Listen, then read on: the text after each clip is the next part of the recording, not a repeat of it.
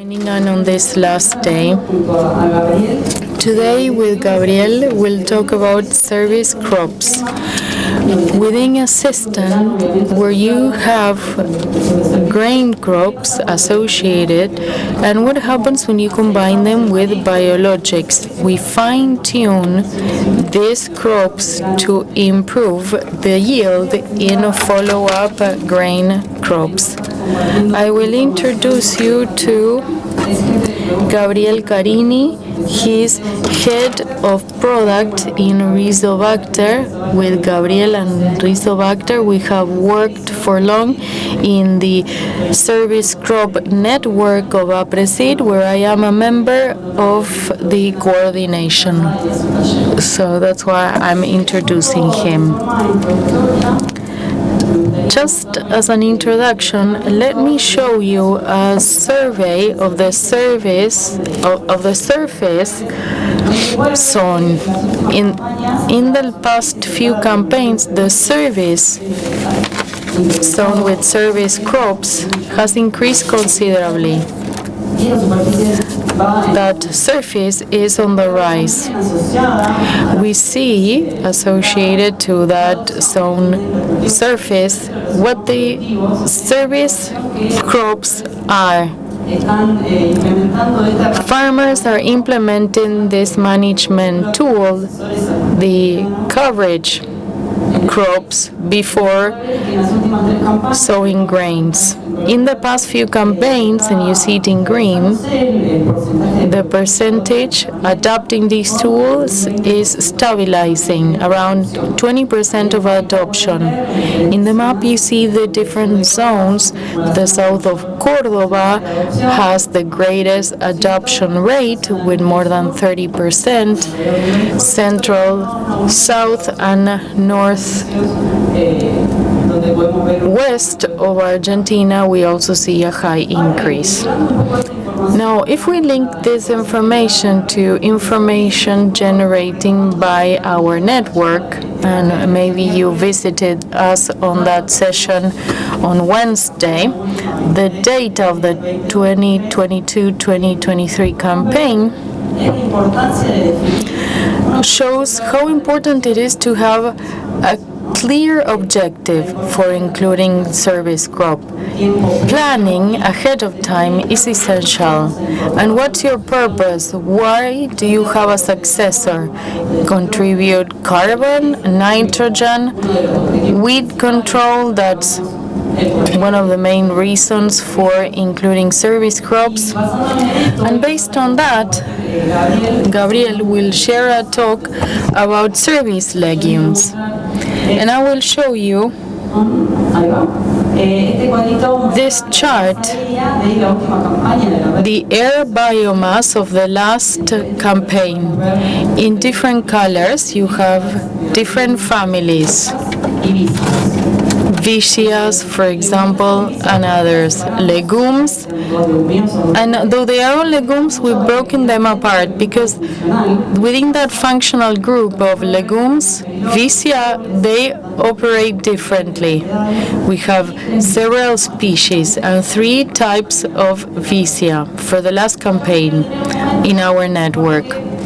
I will stop here because with Rizobacters and other farmers interested in being part of the network, those that generate data on site, again, the objective, why to include service crop in your rotation and what for? Legumes. Clearly, we are incorporating nitrogen in the system. Throughout the past 2 days, we have seen talks and workshops, including this objective, incorporating nitrogen. This is an alternative to the use of urea, biologic nitrogen. Vicia before soybean and corn. This variability in the air biomass is very important to define what type of legumes you will use in your crop succession. But let's not just think of the time of the year of the service crops. What happens with the follow-up crop, whether corn or soybean?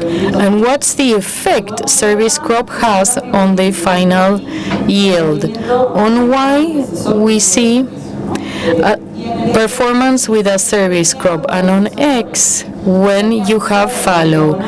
The dotted line is 1-to-1. So if you are above that line, yield is the same with farrow or service crop. The colored dots show species. In pink and violet, you have Vicia. For the different plots where we did trials with service crops, and this is data from the network last campaign, Vicia and legumes, Vicia in particular, created greater yield compared to the other species tested as service crops, regardless of whether it was soybean or corn planted afterwards. So in the management of legumes, you have a positive impact in yield and the system as a whole, not just the yield of the follow-up grain, but in other factors too, like the contribution of roots is increased. This chart is more complex, but look at why you have biomass. You have 0 showing that on top you have air biomass, and then you have root biomass below the 0. These results are in the presentation by the network with the recorded session and in the reports of the Congress. But check out legumes, and again here we are separating legumes from Vicias. You see the root size, which is smaller than cruciferous and grass. But beyond the kilograms of roots contributed by Vicia, which is very little, focus on this. Vicia contributes nitrogen to a system, not through the roots. So, in this case with Vicia, I want you to see the pipe on the right, the violet bottom one. It's the contribution of Vicia. These are organic matters that are close to the roots. This is important because with Vicia, which we included in the system, we are by these depositions contributing with nitrogen, which forms organic matter associated to the soils. It's organic matter that in the long term it will be incorporated into the system. So the objective of the introduction is to focus on the management of legumes. Be as efficient as possible in management, because if you have a service crop, considering how complex that makes the system, be efficient, and the effect on the rotation should be the most enhancing of all. So now, Gabi, I give you the floor to share your presentation. Thank you.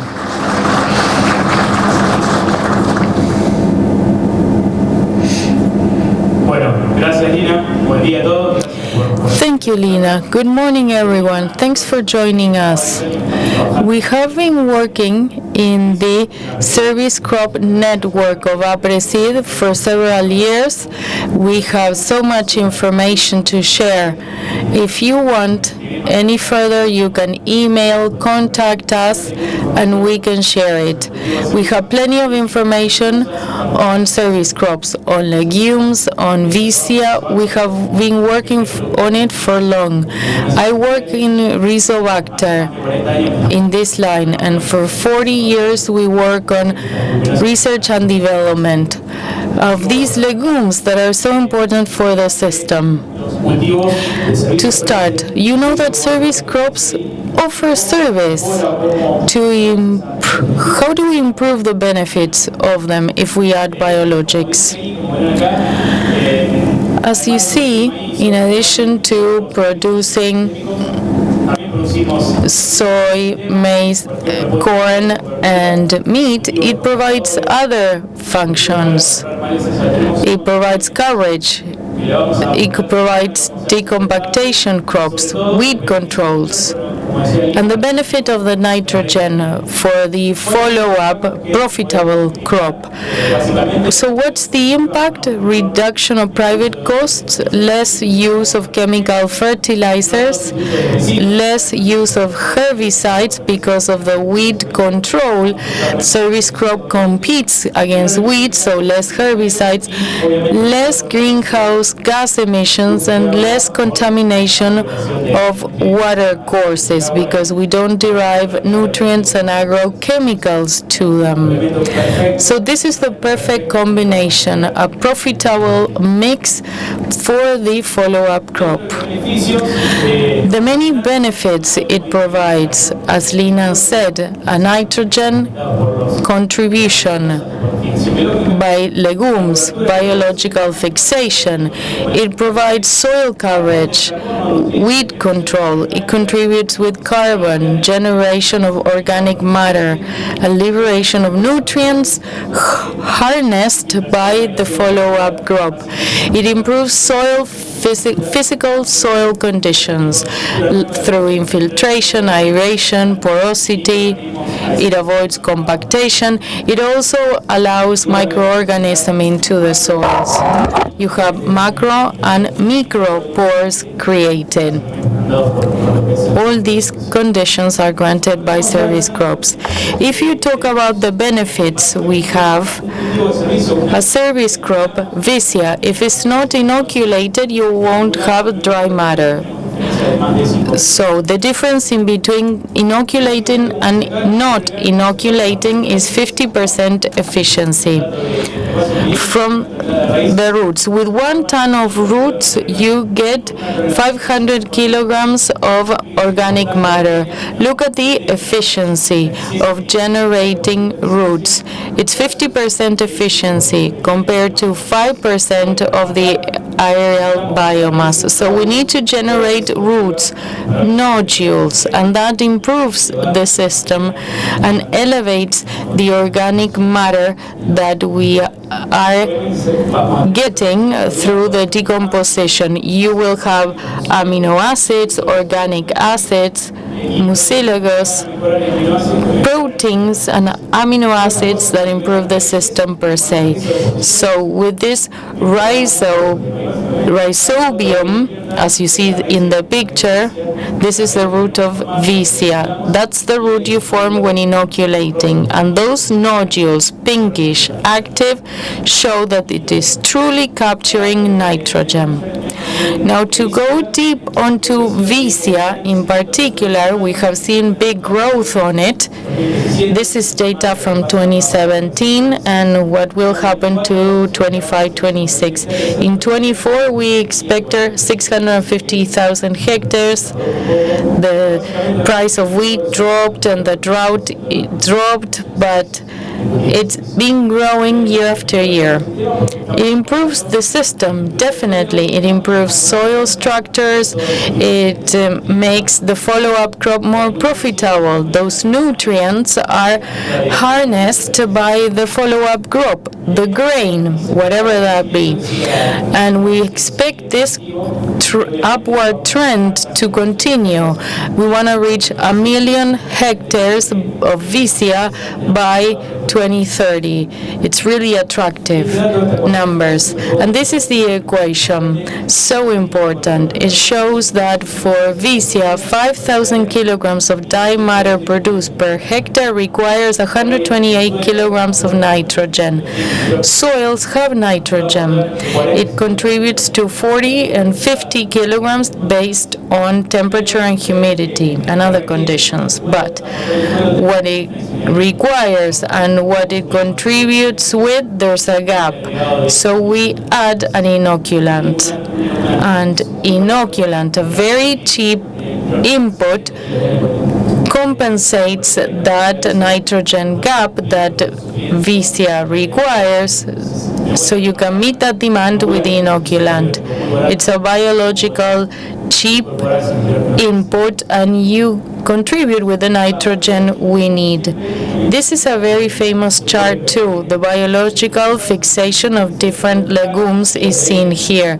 Kilograms of N per hectare fixed. You have Vicia, alfalfa. These are the ones that mostly fix nitrogen. A well-done Vicia inoculated works this way. 198 kilograms of nitrogen per hectare. You apply $3, 400 per hectare.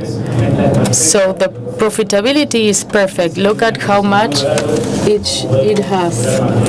So we maintain the nitrogen and we save so much money.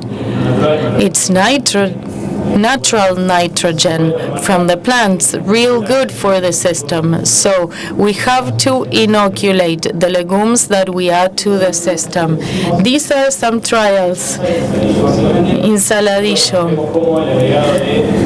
We see how adding biologics to the systems. This is the witness adding Rhizoderma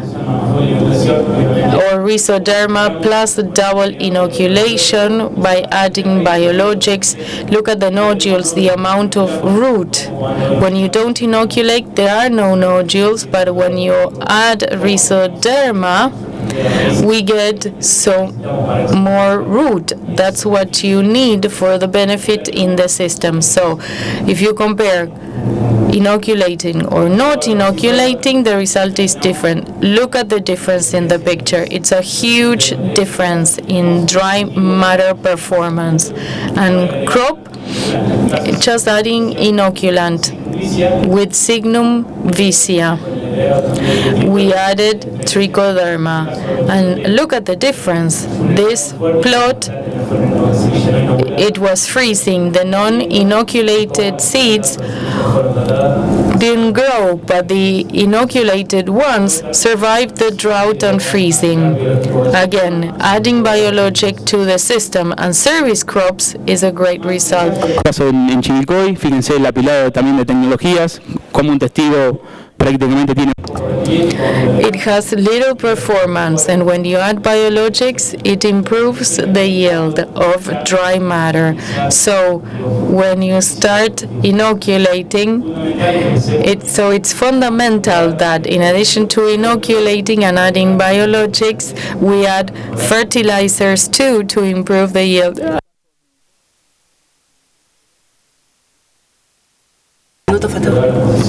So the picture speaks a million words. Don't need to highlight anything, but you should know that the differences are very important between inoculating and not inoculating. This trial with green matter measured after dry up, the production of dry matter, the minimum necessary contribution of dry matter for a crop to be considered to be a service crop. So if you don't inoculate and don't fertilize, you won't have that benefit you're looking for with a service crop. So you inoculate, you add biologics, and you fertilize so that you get the desired results. This is Vicia sativa. Look at the difference, inoculated and not inoculated. Look at the plants on the right and to the left. Plant size, greenness, it's a big difference noticed with the bare eye. We also have Vicia sativa with and without inoculation. The yield of dry matter after drying, when we inoculate and fertilize, we have this yield that is amazing. So the service crop can be considered as such. Here we have other trials, inoculated compared to not inoculated. Greenness, root size, plant size. So in our network in Rizobacter, we have estimated the differences between inoculating and not. At the bottom, you see the non-inoculated. At the top, orange, you have treated with inoculant and trichoderma. There are differences, more than 70% because of the inoculation. We added a good inoculant and an 8% increase in the yield as you add a biologic, Rhizoderma. It promotes growth, root increase, and it controls diseases of the legumes. We don't have much data on it, but when you see pieces of land without plants, it's because of that. But if you add a biologic that controls disease and gives a yield plus, you will notice it. Now, the difference between inoculating and not is $3 versus $400. You are saving by not applying urea. This is Vicia, but for soy, chickpeas, beans, inoculating is better. So Rhizoderma, as I said, is a fungi biocontrollator. It controls several diseases, 100% biological.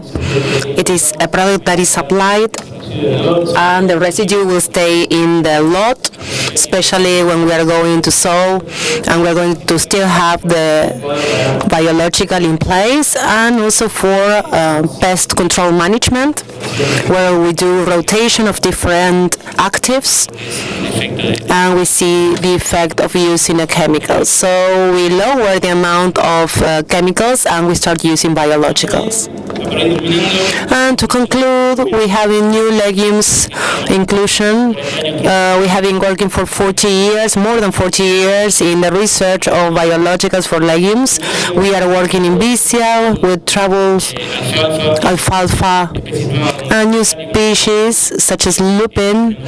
And we have a very good trial database that works very well with each legume with which we are working. These are new species introduced in Argentina, and we have a very good database. And as the producers start telling us, I'm going to start with this legume, we start with the trials in our labs, and then we see what is the species or bacteria that can capture the nitrogen. There is also an example here in the case of beans. Can be soy, can be chickpea or trouble, but we have nitrogen captured in the soil, so we must inoculate all the legumes every year. So you can see here the difference between inoculating the peas and not. We have 3,300. You can see the color, how it improves, the quality, but it comes from the biological fixation. If we take that to the amount of nitrogen that has been extracted, 13 kilos are captured. So 15 kilos of N are going to stay as remaining in the soil, as nitrogen that is available for the next crop. In this case, it's going to be peas. The gross margin is very good because that nitrogen will be available for corn. So when we start with this type of crops, we have also profit for the next crop. So that will be leveraged by the next crop. In this case, for peas, 3,000 kilos of yield can lead to 45 kilos of nitrogen that will be available for corn. As I explained before, we are working with lupin. It's a new species that has been introduced. The addition of inoculant, and you can see again the difference between inoculating and not for a new crop that gets paid very well when it is exported. To have this yield is very good, and if we do not inoculate, basically we cannot see these margins. So again, all the legumes included in the system must be inoculated. And as a conclusion, we have seen so far that service crops have increased in terms of their extension. It is very important to add biologicals because we are going to show the difference between having a good yield and not. If we do not apply inoculants or biologicals, then we don't have a dry matter yield, and the roots as a service crop that have been well inoculated show us a surplus of nitrogen that will be leveraged by the next crop. Vicia I already mentioned, but again, inoculate soy, peanut, peas, every legume in the system. All these benefits will be seen in saving money, basically, because saving fertilizer, saving the amount of use of these herbicides, and all those benefits will be seen in the saving of money. And a service crop also improves the physical features of the soil, and even though those improvements are there, we cannot only measure short term but also medium and long term. We always look at what happens in the short term, but when we include biologicals, the system gets better year after year, so it's also important to consider the medium term and the long term, and not just the present. So that's it for me, and now, Lina, I'm available to answer any question you may have. I hope I was clear, and if you need anything, you just let me know. Thank you very much.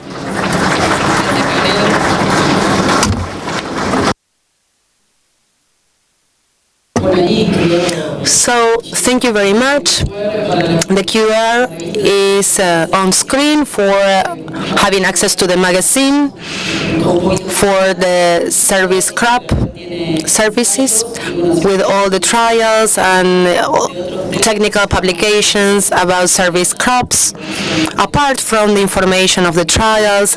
So I invite you to access this QR and read all the information available.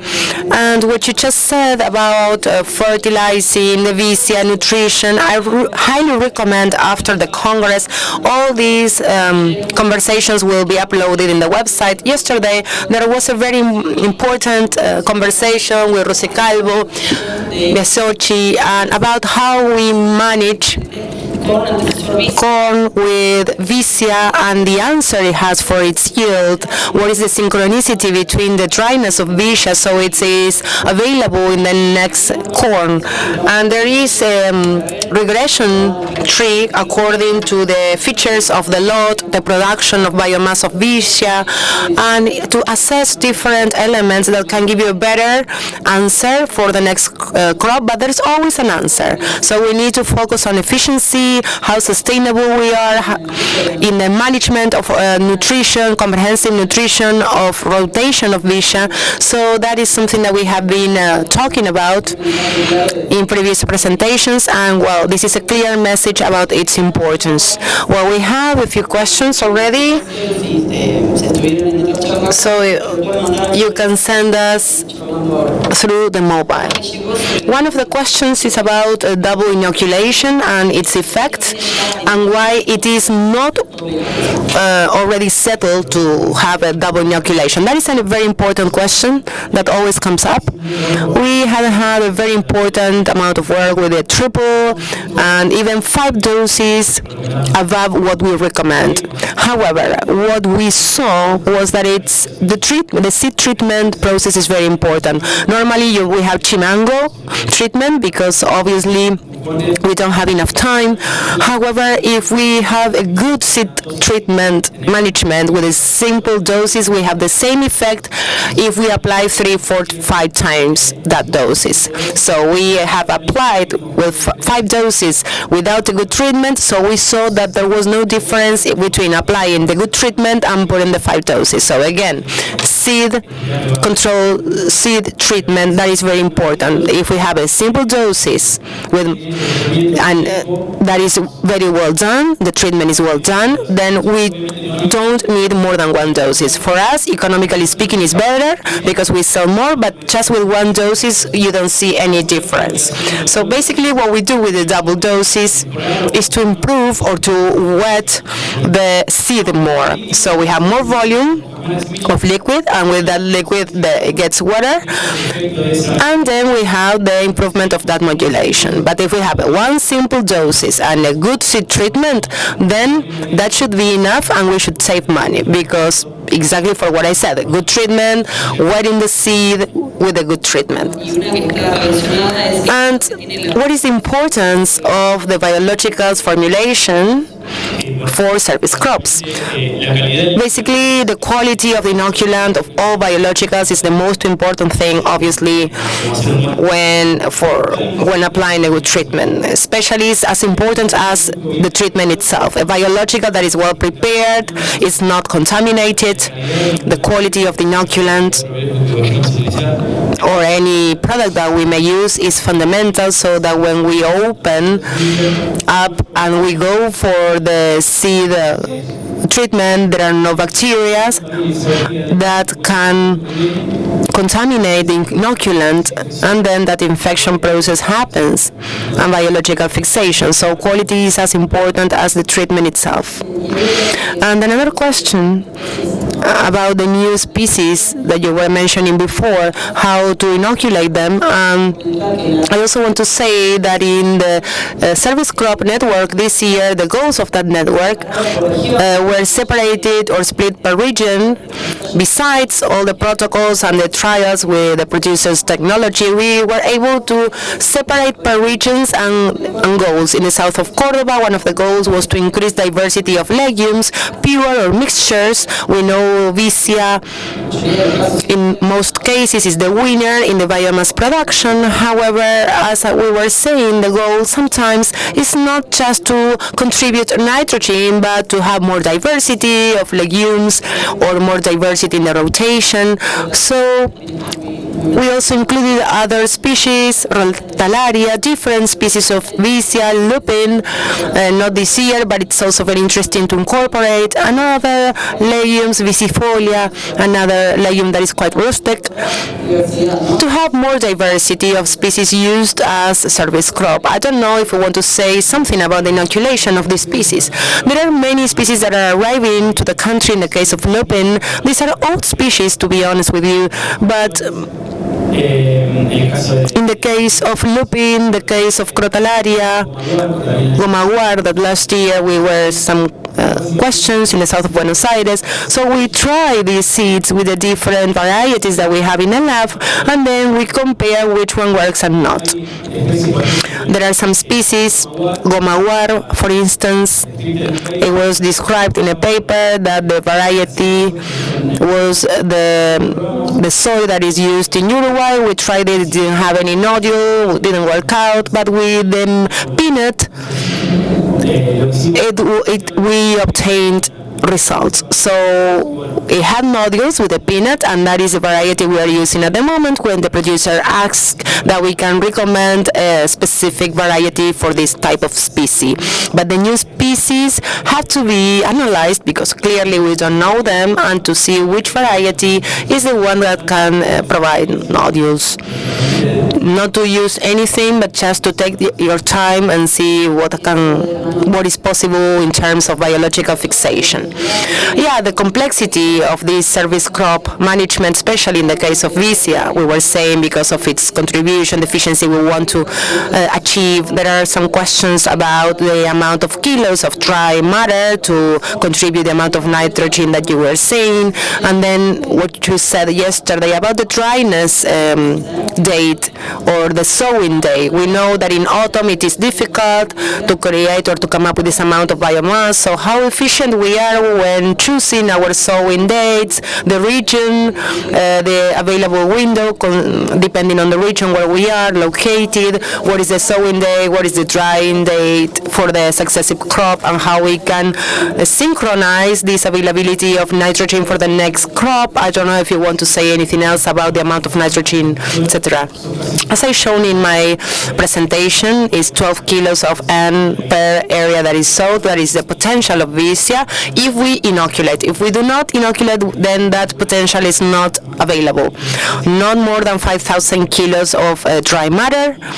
And again, to mention that the nitrogen that is available for the next crop, even though we know that that is all available for the next crop, we don't know exactly when it's the right moment. That's why we are working with Herbaceo, with Aapresid, assessing what is the exact time that this nitrogen is or remains available. It coincides with the moment that the corn needs more nitrogen, which is the Macoya moment, but we don't know exactly. We are analyzing it, and I think probably next year we will have that information available. And again, the nitrogen that we are going to incorporate, the nitrogen of dry matter, not only for air volume, but also the roots, what I said before, to have good roots, because that happens over time and requires a lot of volume of roots and air volume.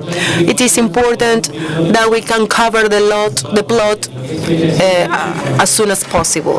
In terms of sowing dates, you know it very good. We need to give time to the crop to be born, to develop, to grow, and with the frost that happened lately, sometimes the crop does not grow, but when we have high temperatures in September, there is an explosion, and perhaps it dries very fast. So it's very important to look at times and to see how much of those rains are going to be to sow the next service crop.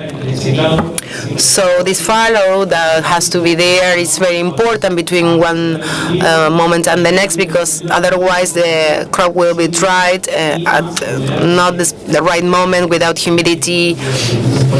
So that's why it is important to take the time to assess when we're going to dry, how long, and then to sow the next service crop so that nitrogen is available and leveraged. And also speaking about what Herbaceo said yesterday, the importance of planning, again, to start from the end to the beginning, what we need in the summer, and from there onwards to analyze when we can sow it, so we have good roots, good air volume, so that we have nitrogen available for the next crop. And there are studies that are showing that the nitrogen that is not used by corn can be used by winter wheat. So I think it's very important to focus on planning, efficiency for service crops, whether this is Vicia or any other legume. So I invite you to explore the website of Sistema Chakras, because beyond the service crop networks, there are farms that are more locally investigated or researched, depending where the producers are, and they research biomass, sowing dates, mixture of varieties, apart from the pure varieties, and perhaps you are closer to those places and you can have more specific information. In terms of long-term research or trials in different places, north to the south of Buenos Aires, and going back to the raw data, the effects of the inclusion of service crops in comparison to the fallow. For 3 years we are going to take measurements, and so that we can quantify that, what is the difference in the yield of grain crops with fallow and with service crop.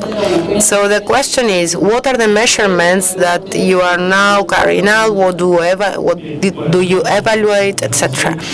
As I showed in my presentation, we see the seed treatment, and what happens later on, dry matter, air, volume, roots. Again, the seed treatment, it's very important because these new species, we see the producer, they are not treating it.